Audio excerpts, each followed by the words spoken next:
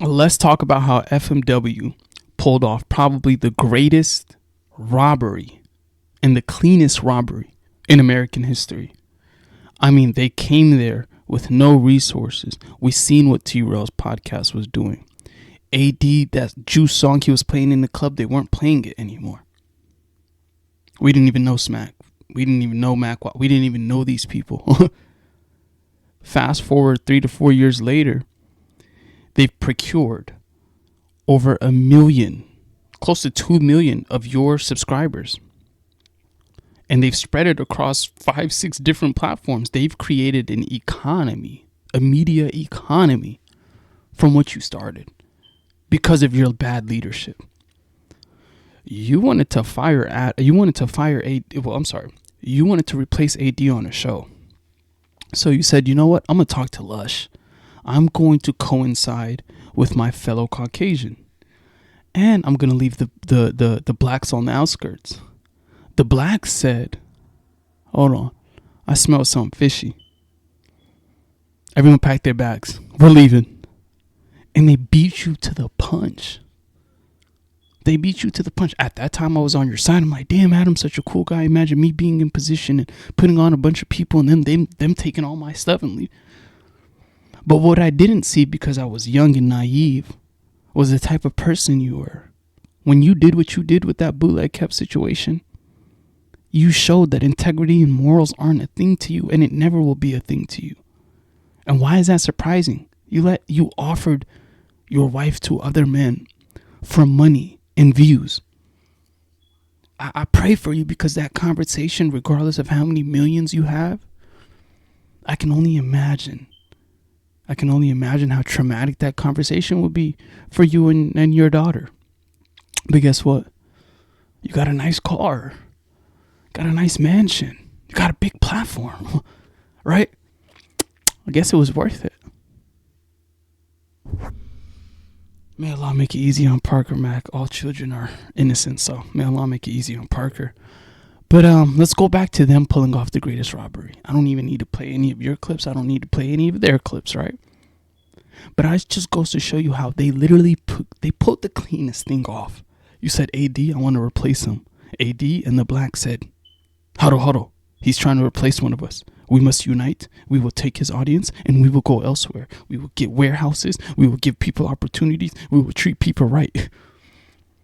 And this goes to show you, like, this is why I'm a firm believer in God, right? Because the devil will never be God. God created the devil. So the devil might have his day. Might have a day or two. Might have a week. Might have a year.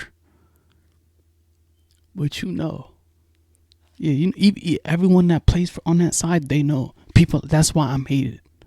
My coach told me at a young age, he was like, man, you gonna have a... And I'm like, what you mean? I don't understand. He said, man, that pure shit gonna be the... Yeah. I feel it, though. And I understand it. And I'm okay with it. I accept it. You know? Because I'd rather be on this side than live and actually know that your purpose is to destroy people. You continue to talk about drug usage on your platform. Like, okay, we get it. Like niggas who smoke, drink, whatever. I don't care. But your thing is that you push this on to the society. You push pornography to the younger generations. I'm telling the younger generation, work hard, get y'all stuff together, put y'all content out, be creative, this and that. You say do corn, do OnlyFans, do drugs, be like Bricc, baby, be like Lush. I only, like, I get it. I lived out the car. I know how tough, like, I've had rough days. But just imagine by being respected by the culture, being acknowledged by the culture took you in. They open in. They say, oh, Adams are. And they spit you back out after they seen what you were truly about. Hence why you don't see some of the biggest names on No Jumper. They will never frequent it. You can never do nothing to elevate your platform to society's eyes and make it seem like your platform is of Joe Budden ilk. You're not there, and you've been doing it almost as long. From on some shit to now. Just think about it. Think about how many failed employees you've had. Think about how many failed shows you've had. Think about the fact that your two co-hosts One is a nodding off drug addict. The other one is a recovering drug addict with a paradigm of information that is second to none. But you know what I mean? This is your platform. An almighty suspect who champions taking advantage of women who weren't blessed enough to have a father in your life. These are your crew members. Guess what Joe Budden's crew members are? Ish, Ice. 300 Doors, Ice. I'm sorry, 300 Doors, Ish. 300 Doors. Mark Lamont Hill. People that society respects. You, Bricc baby. Bussy. Gucci Mane Bussy. Lush will agree if Lush will agree. Agree. Anything you add, agree. Don't even, he's good. Whatever I say, he's with it. And I used to, like, just imagine, bro, I used to do DoorDash or Instacart, listening to the Tuesday show, listening to At the End of the Day, listening to Reconnected.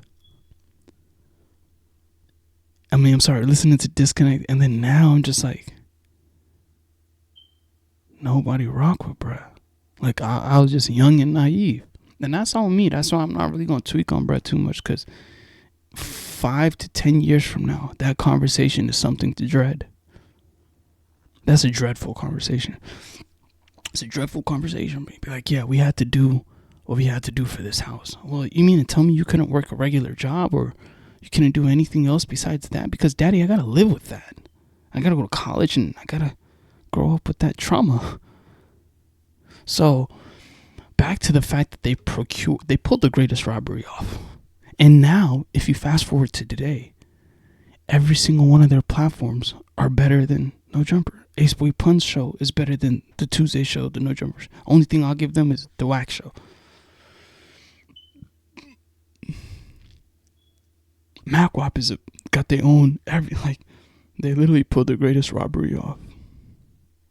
They literally pulled the greatest robbery off, man. That's they going down in history books for that.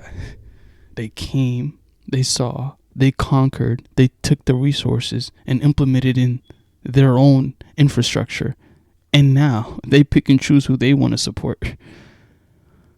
On the Bloods and the Crips, that's called. On the Bloods and the Crips, that's called, man. That's... Yeah, sit on bro couches, smile, call him twin, call him, yeah, cool, everybody take pictures with the, tell him he's our brother, call him twin. Oh, Adam, twin, yeah, keep twinning. T-Real, act like you know me? Everybody, everybody act like y'all. And they sat there and they procured them resources, sat on them couches, procured it.